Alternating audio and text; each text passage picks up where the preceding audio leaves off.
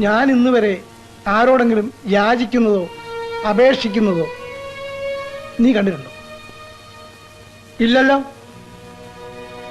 എന്നാൽ കഴിഞ്ഞ ദിവസം ഞാനത് ചെയ്തു. മുഖ്യമന്ത്രിയുടെയും പാർട്ടി പ്രസിഡന്റിന്റെയും ആ രാജശേഖരന്റെയും മുമ്പിൽ എന്റെ തൊലി ഉരിഞ്ഞുപോയി. ലക്ഷക്കണക്കിന് രൂപ വിലപിടിപ്പുള്ള എസ്റ്റേറ്റ് അവരുടെ പേർക്ക് എഴുതി കൊടുത്തിട്ടും എനിക്ക് അവരോട് രാജിക്കേണ്ടി വന്നു. നിന്നെ ഒരു മന്ത്രിയാക്കാൻ.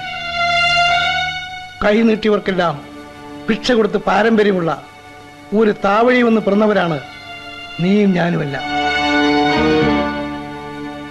നമുക്കിന്ന് പണവും പ്രതാപവും തമ്പുരാനെന്ന സ്ഥാനപ്പേരും മാത്രമേ ഉള്ളൂ.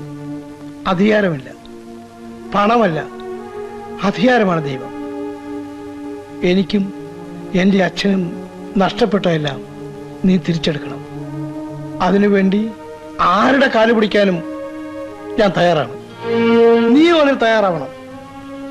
നീ കണ്ടില്ലേ, കഴിഞ്ഞ ദിവസം എന്നെ വഴിയിൽ തടഞ്ഞു നിർത്തി കൂലി കൂടുതൽ ചോദിക്കാൻ വരെ തൊഴിലാളികൾ ധൈര്യമായി. അതെല്ലാം അവസാനിക്കണം. നമ്മുടെ പഴയ രാജത്വത്തെക്കാൾ വലുതാണടാ ഇന്നത്തെ മന്ത്രിസ്ഥാനം. രാജാവിന് ആശ്രിത വാത്സല്യം വേണമായിരുന്നു. മന്ത്രിക്കത് വേണ്ട, തന്ത്രം മതി. നമ്മുടെ കിരീടവും ചെങ്കോലും എന്തിന് പ്രിവി പേഴ്സ് പോലും തട്ടിപ്പറിച്ച രാഷ്ട്രീയക്കാരോടും നമ്മ ബഹുമാനിക്കാത്ത പൊതുജനത്തിനോടും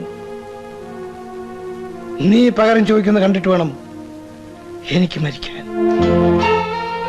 ഞാൻ പറഞ്ഞതെല്ലാം മഹേന്ദ്രന് മനസ്സിലായല്ലോ അല്ലേ? മനസ്സിലായി.